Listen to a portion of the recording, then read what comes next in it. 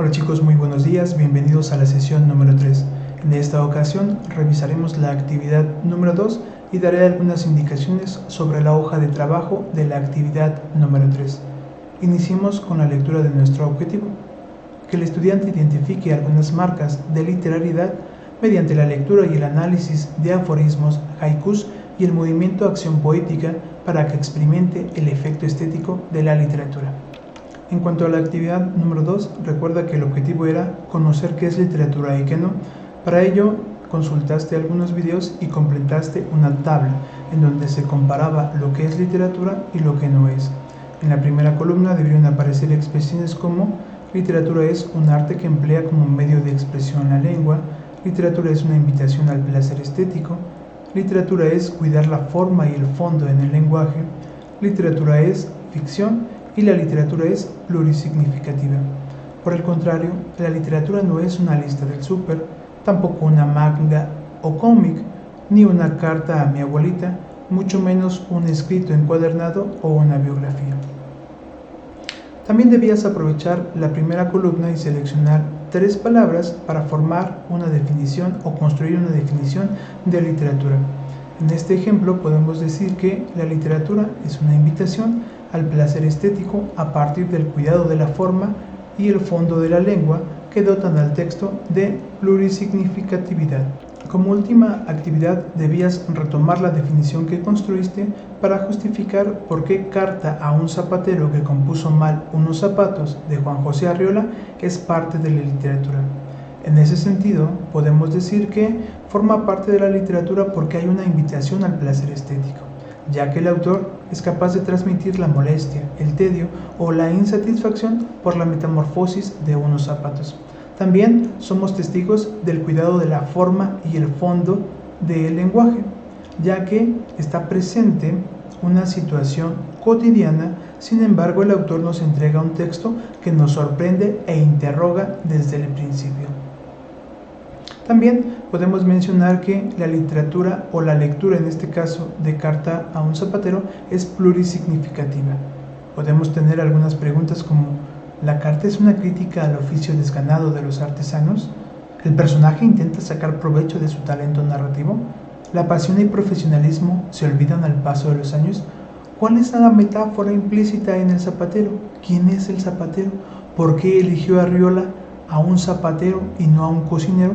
¿Qué quiere comunicar con ese personaje? El tema de la sesión del día de hoy tiene que ver con literatura y literariedad. La literatura es cualquier texto verbal que, dentro de los límites de una cultura dada, sea capaz de cumplir una función estética. También puede ser definida como el arte de la expresión verbal o el conjunto de producciones literarias de una nación, de una época o un género. Por el contrario, la literariedad es el estatus literario de un texto o el carácter específico de la obra literaria, es decir, aquello que hace que una obra dada sea una obra literaria y no una obra de otra clase. Para que quede mucho más claro, lo que nosotros hicimos en este ejercicio es reconocer la literariedad de un texto. Cuando observamos las características que tiene un texto literario, estamos entrando en el terreno de la literariedad. Para que podamos reconocer la literariedad, es decir, el estatus literario de un texto, tenemos que reconocer algunas marcas, y estas pueden ser la originalidad, la finalidad estética, lo connotativo, el mundo propio y la función poética. En cuanto a la originalidad, podemos destacar o lo podemos observar en el lenguaje literario como un acto de creación, en donde puede ser original, extraño e inédito. Por supuesto que esto está representado en Carta a un zapatero porque hay un lenguaje original lleno de extrañeza y tal vez inédito para la forma en que está redactada la carta. Nunca imaginaríamos que alguien pudiese dar una carta así a un zapatero. Otra marca de literariedad la podemos encontrar en la finalidad estética. Recordemos que el lenguaje en el texto literario tiene una voluntad artística, es decir, El autor lo que está tratando de crear es una obra de arte, y en ese sentido tenemos que analizar el texto a partir de lo que quiere decir frente a lo que se dice. No nos importa por qué escribe la carta al zapatero, sino cuál es el mensaje que quiere entregar, por qué seleccionó al zapatero y por qué todos los comentarios que refiere a él. En ese sentido, otra marca de la literalidad es la plurisignificación, los múltiples o las variadas interpretaciones que le podemos dar a un texto. También otra marca de literalidad está en el mundo propio o el mundo de la ficción. Y otra más la podemos encontrar en la función poética. Cuando nos llama la atención la manera en que se están diciendo las cosas, y en ese sentido el texto literario se caracteriza por la especial atención que recibe el mensaje. Eso lo notamos claramente en el texto de Carta a un zapatero que compuso mal unos zapatos.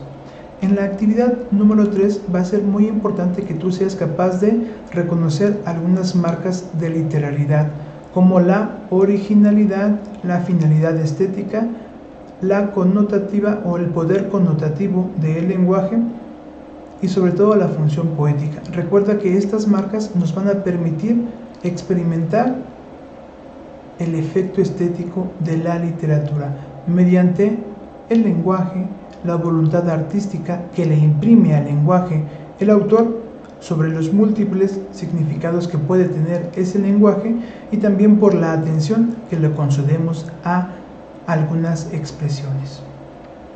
Pues bien, revisemos la actividad número 3. Recuerda que cuando la entregues deben de estar tus datos de identificación en la parte superior derecha. En esta ocasión, como es una hoja de trabajo, puedes imprimir el material y pegarlo en tu cuaderno y trabajar en los espacios señalados. En caso contrario, tendrás que transcribir el material y también hacer los ejercicios. Como primer punto, trabajarás con algunos versos de acción poética. Vas a identificar en cada uno de estos versos la palabra más importante, la vas a subrayar y después vas a explicar cada uno de los versos a partir de la palabra que seleccionaste. Después vas a leer aforismos. Vas a subrayar 3 palabras en cada aforismo. De cada aforismo vas a subrayar 3 palabras.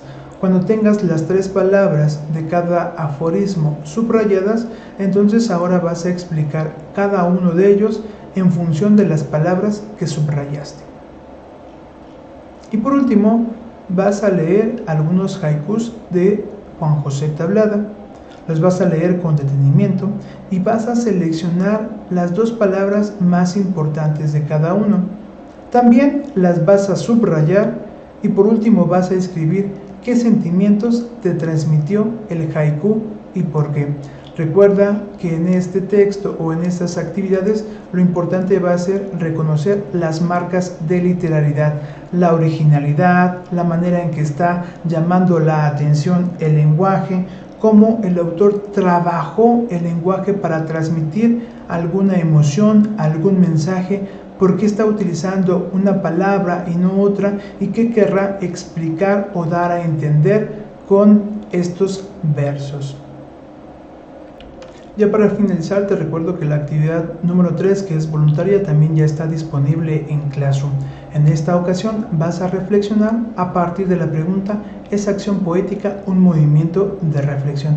Vas a ver un video donde leerás y observarás algunas de las frases o poesías que promueve este movimiento y a partir de eso vas a reflexionar de la siguiente manera. Vas a valorar y destacar los elementos presentes en la poesía de acción poética que nos invitan a reflexionar. En tu respuesta es importante que incluyas por lo menos una vez los siguientes conectores: desde luego, por qué, además, sin embargo y por tanto. Es importante que cumplas con el plazo para esta actividad, que es más o menos cerca de la 1 de la tarde. Esta actividad te podrá dar 4 participaciones si respetas estos 2 lineamientos, escribes con buena ortografía y respetas también la acentuación y el manejo de los signos de puntuación. Hasta el momento sería todo, nos encontraremos en la siguiente sesión. Cualquier duda la dejas en los comentarios o me escribes por la aplicación de Classroom.